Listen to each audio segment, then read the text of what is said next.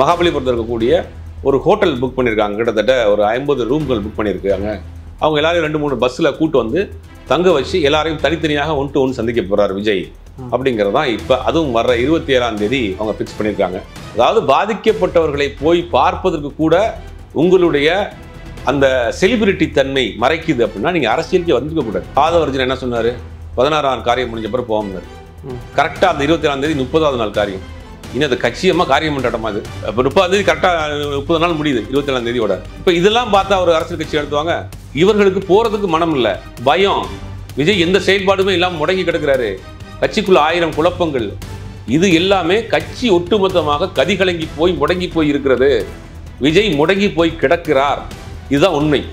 அடுத்த கட்டம் என்ன செய்வது என்று தெரியாமல் திகைத்து போய் முடங்கி போயிருக்கிறாரு. கட்சியை கலைத்து விட்டுட்டு திருப்பி சினிமாவுக்கே போயிடலாமாங்கிற மனநிலையில் கூட இருக்கிறாரு. தமிழ்நாட்டில் அவமானப்பட்டு அரசியலிலிருந்து விலகக்கூடிய சூழ்நிலை வந்துடும். தனிச்சு நின்னா கௌரவமாக அரசியல் விட்டு போயிடலாம். இந்த 2 ஆப்ஷன் தான். 2மே ரொம்ப ரொம்ப ஒரு விஷப்பரிச்சு தான். அப்போ விஜய் என்ன முடிவு எடுக்க போறாரு?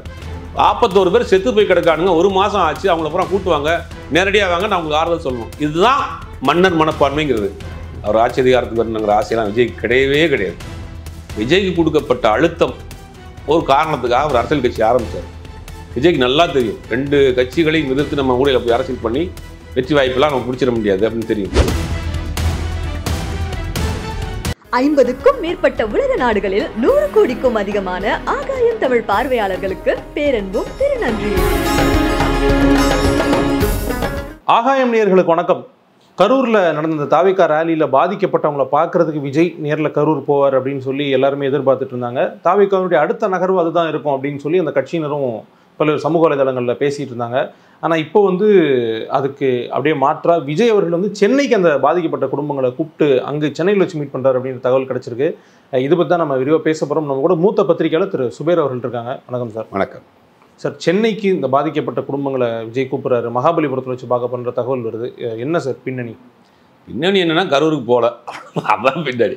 அதாவது போன இந்த மாதம் 17ஆம் தேதி அவர் கரூரில் பாதிக்கப்பட்டவர்களை சந்திக்கிறதுக்காக ஒரு மண்டபம் ஏற்பாடு பண்ணி வச்சுருந்தார். அதில் சந்திக்க போகிறதாக செய்திகள் வந்துச்சு. பார்க்குறப்ப அது அவங்க தரப்பில் என்ன சொன்னாங்கன்னா, திமுக தரப்பில் அழுத்தம் கொடுக்குது, மண்டபம் கிடைக்க மாட்டேங்குது அப்படி இப்படின்னு நல்லா நிறையா சொன்னாலும் கூட உண்மையாது உண்மை கிடையாது. என்ன நடந்திருக்கு அப்படின்னா, இவங்க இப்போ அப்படியே ஒரு பக்கம் உண்மையாக இருந்தாலும் இவருக்கு தான் இப்போ அதிமுக பாஜக வரைந்து கட்டிட்டு வேலை பார்க்குறேன். இப்போ அதிமுகவை சேர்ந்த ஒரு நிர்வாகியுடைய ஒரு திருமண மனத்தை அவங்க பேச்சு ஃபிக்ஸ் பண்ணிட்டாங்க. 17ஆம் தேதி அவங்க வர்றதாகவும் அங்கே பாதிக்கப்பட்டவங்களை கூப்பிட்டு மண்டபத்தில் பேசுகிறதாகவும் ஃபிக்ஸ் பண்ணிட்டாங்க. அப்புறம் இவர் ஏதோ ஒரு காரணத்தினால இவர் அதை கேன்சல் பண்ணிட்டார். அப்போ இவராக தான் அந்த நிகழ்ச்சி கேன்சல் பண்ணிட்டார். பெர்மிஷன்லாம் கொடுத்துட்டு கேன்சல் பண்ணிட்டார்.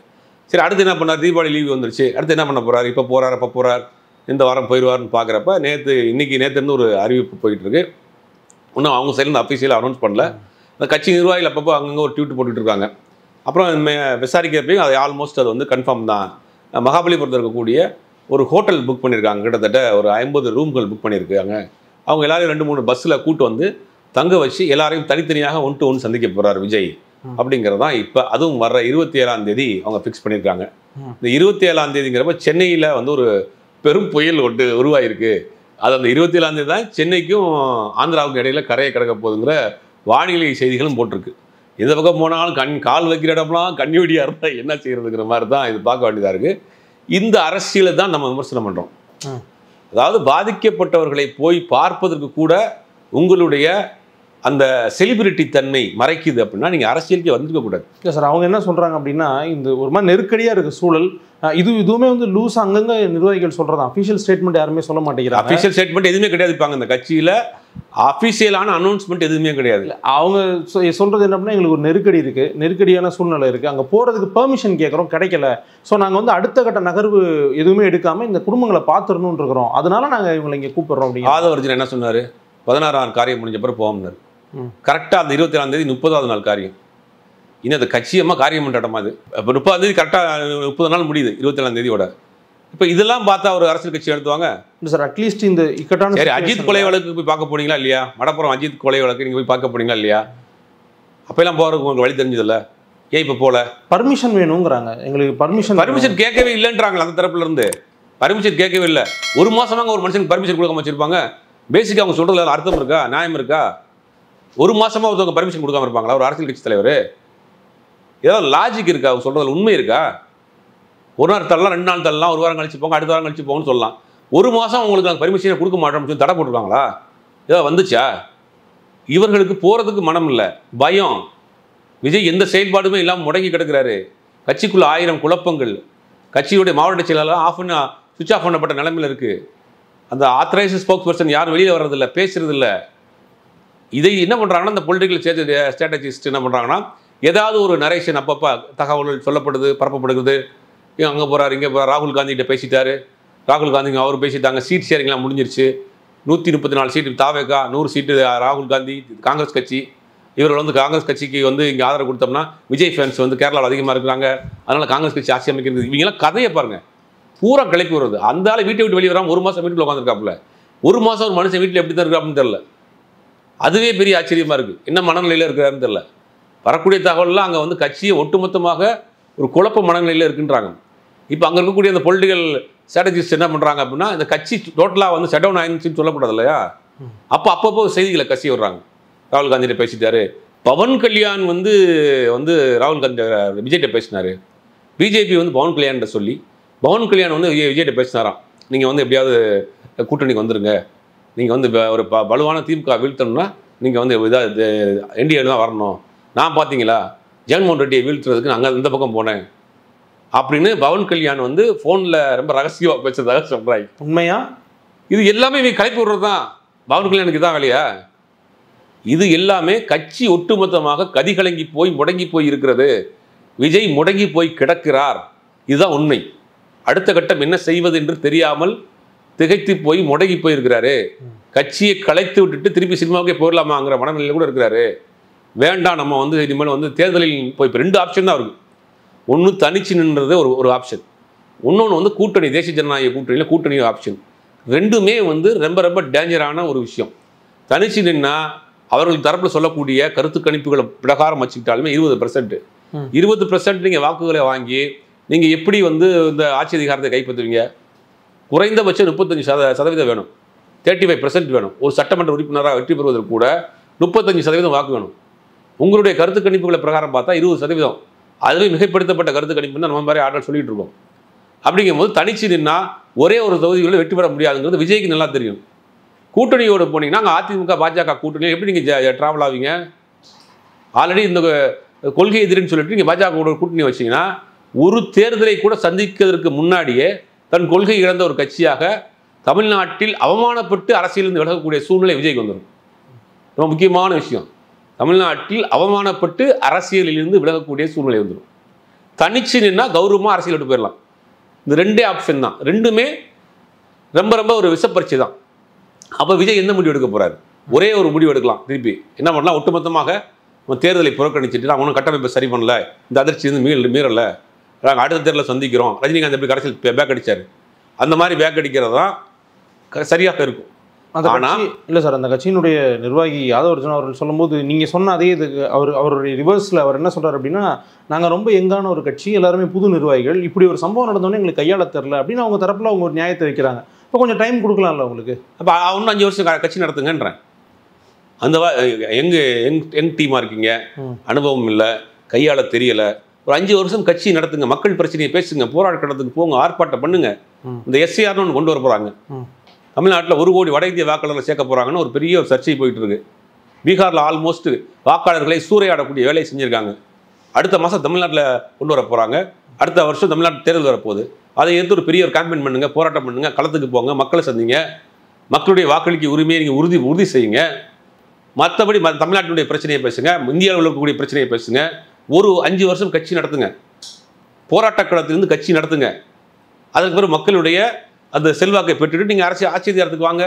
யார் வேணா உங்களை இப்போ ஒரு நீங்கள் அவங்க ஆதவ அர்ஜுனா சொன்ன வார்த்தைக்கே நான் சொல்கிறேனே, அவர் என்ன சொல்கிறாரு? எங்களுக்கு புதிய கட்சி, எங்களுக்கு அனுபவம் இல்லை, ஒரு சின்ன சம்பவம் நடந்துச்சு, எங்களுக்கு ஹேண்டில் பண்ண தெரியலன்றீங்க. உங்கள் கையில் ஆட்சி அதிகாரத்தை கொடுத்தா எப்படி ஹேண்டில் பண்ணுவீங்க? கரூர் மாதிரி சம்பவங்கள் 1000 சம்பவங்கள் நடக்கும். அதை எப்படி நீங்கள் ஃபேஸ் பண்ணுவீங்க? அதை எப்படி நீங்கள் ஹேண்டில் பண்ணுவீங்க? இதுதான் நம்ம சொல்கிறோம். அந்த பக்குவப்படாத, அரசியல் முதிர்ச்சி இல்லாத ஒரு கூட்டத்தை வச்சு கொண்டு ஆட்சி அதிகாரத்தை நீங்கள் பிடிச்சிங்கன்னா அது ஆபத்து. தமிழ்நாடு பல கட்டமைப்புகளை உருவாக்கி வச்சிருக்கு 50 வருஷமா, அதை செதைச்சிருவாங்க அப்படிங்கிறத நம்ம சொல்கிறோம். விஜய்க்கு நமக்கு எந்த விதமான முன்வகையெல்லாம் கிடையாது. களத்துக்கு வாங்க, மக்களுடைய செல்வாக்கு பெறுங்க, நீங்கள் சினிமா கவர்ச்சியை மட்டும் வைத்து அரசியல் பண்ணிட முடியாது. 67, 77, 67, 77 திரும்ப திரும்ப சொல்லிட்டு இருங்க. 67 அண்ணா 20 வருஷ பயணம், எம்ஜிஆர் ஒரு 15 வருஷ பயணத்துக்கு பிறகு ஆட்சி அதிகாரத்தை பிடிச்சாங்க. ஒரே நாள்லாம் வந்துடல. 1.5 வருஷத்தில் எந்த கட்சியும் ஆட்சி அதிகாரத்தை பிடித்ததில்லை. இந்த வரலாறு முதல்ல புரிஞ்சுங்க. உங்களை தவறான வழி நடத்தி கொண்டிருக்கிறார்கள், உங்களை தவறாக பின்னாடி செயல்பட்டு கொண்டிருக்கிறார்கள். உங்களுக்கு வாழ வைத்த தமிழ் மக்களை, உங்களை கொண்டாடிய தமிழ் மக்களை, உங்கள் சினிமா கேரியரின் உச்சத்தில் வைத்த தமிழ் மக்களுக்கு நீங்கள் நல்லது செய்யணும்னா நீங்கள் இப்போ அமைதியாக இருக்கிறது தான் சால சிறந்தது. எந்த பக்கம் போனாலுமே உங்களுக்கு வந்து இன்றைக்கி ஒரு பெரிய என்ன சொல்கிறது, உங்கள் இமேஜ் கேரியர் உச்சத்தில் இருந்த இமேஜ் காலியாயிரும், மொத்தத்துக்கு காலியாயிரும். இப்போ என்ன முடிவெடுக்க போகிறாருங்கிறது விஜய் தான் முடிவு பண்ணணும். ஆனால் விஜயை பொறுத்த வரைக்கும் அங்கே இருக்கக்கூடிய வரக்கூடிய தமிழ் மிகப்பெரிய ஒரு அப்செட்டில், ஒரு முடங்கி போய் இருக்கக்கூடிய மனநிலையில் தான் இருக்கிறாரு. அதனால தான் கரூர் போய் கூட பார்க்காம அந்த மக்கள் இங்கே வர சொல்லி, ஏன்னா போகலன்ற ஒரு பேர் முதல்ல கிளியர் பண்ணணும். முதல்ல அதுக்காக தான் அவர் அங்கே வந்து நிற்கிறார். ஏன் ஒரு மாஸ்க் போட்டுட்டு நைட்டாக போய் பார்த்து வந்துடக்கூடாதா? ஒரு கல்யாண மண்டபத்தை பிடிச்சி 41 பேர் வர வச்சுட்டு பார்த்துட்டு வந்துடக்கூடாதா? ரோட் ஷோ போனதாங்க பிரச்சனை. சார்ட்டர்ட் ஃப்ளைட் எடுத்துகிட்டு போயிட்டு வரணும், பஸ் மாதிரியா போகிறாரு கோயம்பேட்டில் போய்? சார்ட்டர்ட் ஃப்ளைட்டில் தானே போகிறாரு, அங்கே கூட்டம் வந்துருவாங்களா? உங்களுக்கு ஒய்பிரிவு பாதுகாப்பு இருக்குது, முன்னாடி 10 போலீஸ் போகுது, பின்னாடி 10 போலீஸ் போகுது. நீங்கள் போக போகிறீங்க, சார்ட்டர்ட் ஃப்ளைட்டில் இறங்க போகிறீங்க, அங்கேருந்து ஒரு காரை எடுத்துகிட்டு போக போகிறீங்க, ஒரு மண்டபத்தை பிடிக்க போகிறீங்க, பார்த்துட்டு அடுத்த ஃப்ளைட் ஏறி வந்துருங்க. இதில் முடியாது அவங்களுக்கு. போலீஸ் பெர்மிஷன் கொடுக்கலாம், ஒரு நாள் கொடுக்கலாம், 2 நாள் கொடுக்கலாம். கோர்ட்டில் போட்டு பெர்மிஷன் வாங்குங்க, போலீஸ் கொடுக்கலனா. சிபிஐக்கு கேட்டு நீங்கள் உச்சநீதிமன்றத்துக்கு போனீங்கல்ல, நான் கரூருக்கு போகணும், பாதிக்கப்பட்ட மக்களை பார்க்கணும், எனக்கு தமிழ்நாட்டு போலீஸ் காவல்துறை வந்து எனக்கு பெர்மிஷன் கொடுக்க மாட்டேங்கிறாங்க. கோர்ட்டில் போடுங்க, கோர்ட்டில் போட்டு வாங்க ஆர்டரு. கோர்ட் ஆர்டர் போடுமா இல்லையா? கோர்ட் ஆர்டர் போடுமா இல்லையா? அவங்களுக்கு இவங்க விஜய் போகிறாரு, வேணுங்கிற பாதுகாப்பு செஞ்சு கொடுங்க, கோர்ட் ஆர்டரோட இங்கே போய் பார்த்துட்டு வாங்க. என்னங்க சொல்லிக்கிட்டு இருக்காங்க கதை சார்? ஆனால் ஒரு சிலர் வந்து இது எப்படி பார்க்குறாங்க, இல்லை எப்படி எழுதுறாங்க அப்படின்னா, இது வந்து நேரில் போய் அவரை பார்க்குறத விட ஒரு குடும்பமாக தனித்தனியாக பார்க்குறதுக்கு ஒரு வசதி ஏற்படுத்தி கொடுக்கும். அவங்கள வந்து தங்க வச்சு ப்ராப்பராக கவனிச்சுக்கிட்டு ஒரு குடும்பமாக பார்க்குறதுக்கான ஒரு நீண்ட நேரம் பேசலாம், இன்ட்ராக்ட் பண்ணலாம் அப்படின்ற ஒரு ஆங்கிளில் பார்க்குறாங்க. இதுக்கும் முட்டு கொடுக்குறான்னு வச்சுங்க. அவங்கள மாதிரி ஒரு கேவலமான மனிதன் அவனும் கிடையாது. பாதிக்கப்பட்டவன தன் இடத்துல போய் பார்த்து பண்ணுறதாங்க மரபு, தமிழ் மரியாதை. பாதிக்கப்பட்டவன தான் இடத்த போட்டு வந்து நீங்கள் வந்து ஆறுதல் சொல்லுவீங்களா? இது என்ன அரசியல்? கேவலமான அரசியல் இல்லையா அது? இதுக்கு முட்டு கொடுக்குறாங்க பாருங்க கேவலமானவங்க. 41 பேர் செத்து போய் கிடக்கானுங்க, 1 மாதம் ஆச்சு, அவங்கள பூரா கூட்டுவாங்க, நேரடியாக வாங்க, நான் உங்களுக்கு ஆறுதல் சொல்லணும். இதுதான் மன்னர் மனப்பான்மைங்கிறது. மன்னர் வந்து என்ன செய்வார்? பாதிக்கப்பட்ட வர சொல்லி தன்னுடைய மாட மாலை வந்து பொற்காசுகளை தூக்கி எறிவார். இதுதான் மன்னர் மனப்பான்மைங்கிறோம், இதுதான் பண்ணையார் மனப்பான்மைங்கிறோம், இதுதான் மன்னர் மனப்பான்மைங்கிறோம். இதுக்கு விட்டு கொடுக்குறவங்களை பார்த்தா தான் உண்மையிலே வேதனையாக இருக்குது. இப்போ அதுக்கு நம்ம இந்த தூய்மை பெரியாருடைய பிரச்சனை நடந்துச்சு, அதுக்கும் பாதிக்கப்பட்டவர்கள் நீங்கள் அங்கே வர சொல்லி பார்க்குறீங்க. சென்னையிலேயே நடக்கக்கூடிய பிரச்சனைக்கு போக மாட்டேங்கிறீங்களா? அதுக்கு வந்து அவங்க என்ன சொன்னாங்கன்னா, அங்கே வந்தால் சிக்கல் ஏற்படும்ன்றதுனால எங்கள் நைட்டில் மிட் நைட்டில் போய் பார்த்துட்டு போக வேண்டியதானே? 2 மணி 3 மணிக்கு அவர் நைட்டில் போக முடியாது, அது வேறு சிக்கல் இருக்கோ. 6 மணிக்கு மேலே வெளியே வர மாட்டேங்கிறாரு, அது வேறு ஒப்பு. 3 மணி 2 மணிக்கு போய் பார்த்துட்டு போக வேண்டியதானே? எம்ஜிஆர் என்ன பண்ணாருங்கிற சாதனை நிறைய சொல்லிட்டு நம்ம போரூர் ஏறி உடஞ்சி தண்ணி வந்து ஊருக்குள்ளே வர போகிற மாதிரியான ஒரு சம்பவம் நடக்குது. அன்றைக்கி இருக்கக்கூடிய பொதுப்பணித்துறை அமைச்சரை கூட்டு போய் பாருங்கன்றாரு. எம்ஜிஆர் கேட்கல, நைட் 2 மணிக்கு அவருடைய உதவியாளரை கூட்டு போய் டார்ச் லைட் அடித்து அங்கே உள்ள பார்த்துட்டு இருக்காரு. பொதுப்பணித்துறை அதிகாரிகள் விரட்டிருக்காங்க, யாருன்னு தெரியாமல். பக்கத்தில் போய் பார்த்த பிறகு தெரிஞ்சு முதலமைச்சர் பார்த்துருக்காரு. அப்புறம் கேட்டிருக்காங்க, நீங்கள் போகிறதுக்கு முன்னாடி நானும் பார்த்துடணும் அப்படின்னு. அதாங்க ஒரு அரசாங்கம், அதான் ஒரு அரசியலுக்கு. இவர் என்ன பண்ணுவார்? இவர் இந்த நைட்டு 3 மணிக்கு ஒரு மாஸ்கை போட்டு போய் பார்க்கக்கூடாது துப்புரவு தொழிலாளர்களை? ஏன் அவங்கள காலைல 9:30 மணிக்கு மேலே கூட்டுவாங்க, 40 எந்திரிப்பேன்னு சொல்லி எல்லாத்தையும் வீட்டுக்கு வர வச்சு உங்களுடைய துக்கத்தில் நானும் பங்கெடுத்துக்கிறேன், நீங்கள் போயிட்டு வாங்க அப்படின்னு சொல்லி அனுப்பிச்சு வருது. என்ன அரசியல் அது? இதுதான் சொல்கிறோம். இது வந்து இன்னும் ஒரு நடிகராகவே இருக்கிறாரு, ஒரு ஃபேன்ஸ் மீட் மாதிரி எல்லாத்தையும் நடத்திட்டு இருக்கிறாரு. இது வந்து விமர்சனத்துக்குள்ளாகும்னு சொல்லி நமக்கு புரியுது சார். ஏன்னா நேற்றே வந்து நிறைய சமூக வலைதளத்தில் அவங்களுக்கு ஆதரவு கொடுக்கக்கூடிய பலருமே அதில் ஒரு அதிருப்தி தெரிவிச்சிருந்தாங்க. ஆனாலும் வந்து இதை கண்டினியூ பண்ணுற ரீசன் என்ன? சரி, விமர்சனமானாலும் ஆகட்டும், நம்ம இந்த வழியிலே போகணும், அவங்க போகிறதுக்கான காரணம் என்ன? அவருக்கு தமிழ்நாட்டில் அரசியல் பண்ணுறங்கிற ஆசையெல்லாம் கிடையாது. அவர் ஆட்சி அதிகாரத்துக்கு வரணுங்கிற ஆசையெல்லாம் விஜய்க்கு கிடையவே கிடையாது. விஜய்க்கு கொடுக்கப்பட்ட அழுத்தம் ஒரு காரணத்துக்காக அவர் அரசியல் கட்சி ஆரம்பித்தார். விஜய்க்கு நல்லா தெரியும், 2 கட்சிகளையும் எதிர்த்து நம்ம ஊழலை போய் அரசியல் பண்ணி வெற்றி வாய்ப்பெல்லாம் நம்ம பிடிச்சிட முடியாது அப்படின்னு தெரியும். அதனுடைய செயல்பாடுகள் நீங்கள் பார்த்தீங்கனாலே நல்லா தெரியும். கொஞ்சம் கொஞ்சமாக அவர் வந்து தன்னை வந்து அரசியலேருந்து விலகிக்கிட்டே இருக்கார். இந்த சம்பவத்துக்கு பிறகு சுத்தமாக விலகிட்டார். கூட இருக்கிற ஆட்கள் தான் வந்து வேறு வழி இல்லாமல் பண்ணுறாங்க. கட்சி நிர்வாகிகளையும் பல பேர் இன்றைக்கி வரைக்கும் ஃபோன் சுவிட்ச் ஆஃப், பல பேர் இன்றைக்கி வரைக்கும் ஃபோன் சுவிட்ச் ஆஃப்.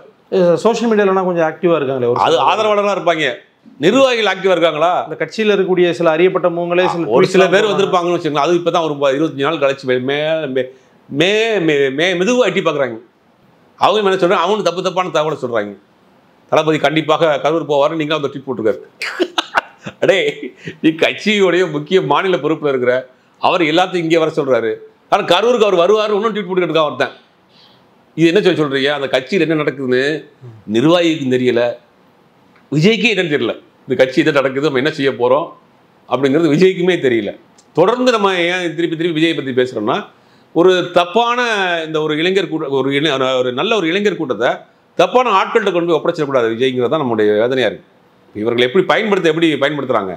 இந்த என்ன சொல்கிறாங்க ஒரு பழமொழி சொல்லுவாங்களா தமிழில், எரிகிற வீட்டில் புடுங்கிறது ஆதாயம்னு ஒரு பழமொழி. ஒரு எரிஞ்சிக்கிட்டு இருக்க வீட்டில் கைக்கு சிக்கிற ஜாமான தூக்கிட்டு போயிடணும் முதல்ல. அந்த மாதிரி தான் அதிமுகவும் பாஜகவும் தாவேக்காங்கிற எரிஞ்சு கொண்டு இருக்கக்கூடிய வீட்டில் புடுங்கிறது ஆதாயம், எப்படியோ அந்த பக்கத்தில் இருக்க ஆட்களை தூக்கிட்டு போயிடணும், அந்த பக்கம் தான் வாக்கு வங்கியை உயர்த்திக்கிறணும் அப்படின்னு இந்த சந்தர்ப்பத்தை பயன்படுத்தி கொண்டு அவர்கள் அந்த வேலையை செஞ்சுட்டு இருக்காங்க. சார், ஒரு கேள்வி என்ன அப்படின்னா, இப்போ நீங்கள் வந்து ஒரு பத்திரிகையாளராக உங்களுடைய பார்வை வைக்கிறீங்க, மற்ற கட்சிகள் வந்து அவங்க எதிர்க்கலாம் ஆதரிக்கலாம், பட் இதை வந்து கிளாரிஃபை பண்ண வேண்டிய இடத்துல வந்து தாவேக்காவினுடைய ஆதரவாளர்களோட நேரடி பொறுப்பாளர்களுக்கு தான் அதில் வேலை அதிகம். ஏன் சார் அவங்கள முடக்கி விட்டு இதுதான் சிச்சுவேஷன், ஒரு ப்ரெஸ் மீட் வைங்க இல்லை சொல்லுங்க அப்படின்னு ஒரு தெளிவுபடுத்துகிற ஒரு ஸ்டாண்டுக்கு வர மாட்டேங்கிறாங்க? யார் இருக்கா? எல்லாருமே சுவிட்ச் ஆஃப் பண்ணி வச்சு. உங்களுக்கு தெரியும், நீங்கள் டிபேட்டில் பார்ட்டிசிபேட் பண்ணும்போது அந்த கட்சியினர் நிறைய பேர், கட்சியினுடைய ஆத்தரைஸ்ட் பர்சன் யாருமே இல்லையே, ஆதரவாளர்கள் தானே. ஆதரவாளர்னு போனோமே நீங்கள் யாராவது விஜயை பார்த்துருக்கேன்னு கேட்டால் பல பேர் பார்க்கவே இல்லைன்றாய், பல பேர் நாங்கள் பார்த்ததே இல்லைன்றாய். அது என்ன செய்ய, ஒரு கட்சியாக இது? நிர்வாகிகள் சுவிட்ச் ஆஃப் பண்ணி வச்சிருக்கிறான், பேசக்கூடிய ஆட்கள் பேச மாட்டேங்கிறான், ஆதரவாளர்கள் வர்றவங்களுக்கு பாதி பேருக்கு என்ன நடக்குதுன்னு தெரியல. இவ்வளோ சர்ச்சைகள் போயிட்டு இருக்கு. ஒரு ப்ரெஸ் மீட் கொடுத்தோம், இல்லாட்டி ஒரு ப்ரெஸ் ரிலீஸ் கொடுத்தோம், எதுவுமே இல்லையே, அமைதியாக தான் இருக்குது கட்சி. அப்போ என்னமோ ஒரு ஆழ்ந்த மௌனத்தில் இருக்குது. அவங்க கேட்டோன்னா புயலுக்கு முன்னாடி வரக்கூடிய மௌனம் பையன், அப்படிலாம் பேசக்கூடிய அளவுக்கு ஆள் இருக்கான்னு தெரியல. சொல்கிறேன், அந்த மாதிரியான ஆழ்ந்த மௌனத்தில் தான் இருக்குது. ஆழ்ந்த மௌனங்கிறத காட்டிலும் ஆழ்ந்த நித்திரையில் இருக்குது அந்த கட்சி. அது எப்போ விழித்து கொள்ள போகுதுன்னு தெரியல. ஓகே சார், இந்த மாமல்லபுரத்தில் அவங்க மீட் பிளான் பண்ணியிருக்காங்க, அதை ஒட்டி இல்லை அது நடந்ததுக்கப்புறம் பேசலாம். ரொம்ப நன்றி சார்.